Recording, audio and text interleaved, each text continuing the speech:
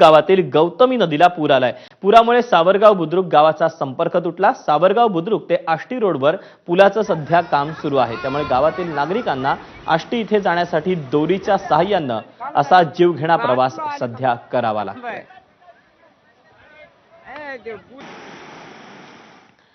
सोलापूर जिल्ह्यात मे महिन्यात झालेल्या पावसाच्या जोरदार सरींमुळे सीना नदी दुथडी भरून वाहू लागली। त्यातच सीना नदीची उपनदी असलेली भोगावती नदी देखील सध्या तुडुंब वाहते। सीना नदीच्या काठावरून परिस्थितीचा आढावा घेतला आमचा प्रतिनिधी आफताब शेखनं। सोलापूर जिल्ह्यात मे महिन्यात मुसळधार असा पाऊस झालाय आणि मुसळधार पावसामुळे जिल्ह्यातील जे नदी नाले ओढे आहेत ते तुडुंब भरून आपल्याला वाहताना पाहायला मिळत आहेत। सध्या मोहोळ तालुक्यात आहे आणि मोहोळ तालुक्यातून वाहणारी ही सीना नदी आहे। खरं तर गेल्या महिन्यात ही सीना नदी कोरडी ठाक होती, मात्र काही दिवसात मे महिन्यात झालेल्या मुसळधार पावसामुळे ही नदी आता दुथडी भरून वाहताना पाहायला मिळते। प्रचंड असं पाणी आहे आणि त्यामुळे रौद्र रूप नदीचं आपल्याला या ठिकाणी पाहायला मिळते। खरं तर नगर जिल्ह्यामध्ये या नदीचा उगम होतो आणि त्यानंतर सोलापूर जिल्ह्यात मोहोळ तालुक्यातून ही नदी वाहते आणि त्यानंतर हीच नदी पुढे दक्षिण सोलापुरात जाऊन भीमेला मिळते आणि त्यानंतर पुढे कर्नाटकात ही नदी प्रवाहित होत असते। खरं तर उन्हाळ्यामध्ये अशा पद्धतीनं सीना नदीला पाणी ऐन वेळेस आपल्याला पाहायला मिळत नाही, मात्र एरवी कोरडी ठाक असणारी ही नदी आता दुथडी भरून वाहताना आपल्याला पाहायला मिळते। केवळ दुथडी भरून नदी वाहत नाही, नदीचं अक्षरशः रौद्र रूप जे आहे ते आपल्याला या ठिकाणी पाहायला मिळतंय।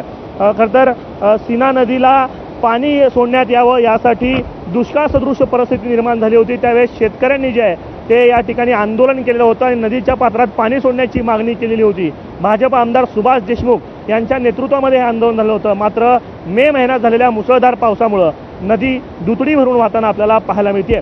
कॅमेरा पर्सन अयुब कागदीसह आफताब शेख, एबीपी माझा, सोलापूर।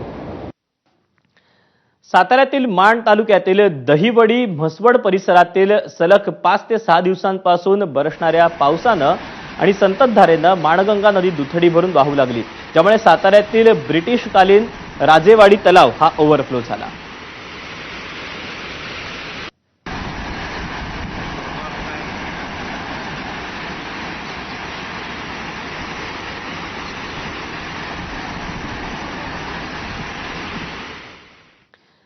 सातारा जिल्ह्यात संततधार पाऊस बरसतोय, यामुळे नद्यांच्या पाणी पातळीत कमालीची वाढ होते। खानापूर तालुक्यातल्या येरळा नदीच्या पाणी पातळीत देखील मोठी वाढ झाली। वाझर इथे असणाऱ्या येरळा नदीवरील बंधाऱ्यावर सध्या पूरसदृश्य परिस्थिती आहे। वाझर बंधारा पूर्णपणे भरून गेलाय, मात्र दरवाजे पूर्ण क्षमतेनं उघडत नसल्यानं बंधाऱ्याला नुकसान पोहोचू नये म्हणून जेसीबीच्या सहाय्यानं बंधाऱ्याचे दरवाजे पूर्णपणे उघडण्यात आले। बंधाऱ्यातून मोठ्या प्रमाणात पाणी वाहत असल्यानं नागरिकांना सतर्कतेचा इशारा देण्यात आलेला आहे। बातमी आहे भिवंडीतून। गेल्या तासाभरापासून भिवंडीमध्ये जोरदार पाऊस बरसतोय। मुसळधार पावसामुळे शहरात ठिकठिकाणी पाणी साचले। भाजी मार्केटचं तीनबत्ती परिसरात 1.5 ते 2 फुटांपर्यंत पाणी साचले, त्यामुळे बाजारात खरेदीसाठी गेलेल्या नागरिकांची चांगलीच तारांबळ उडाली आहे।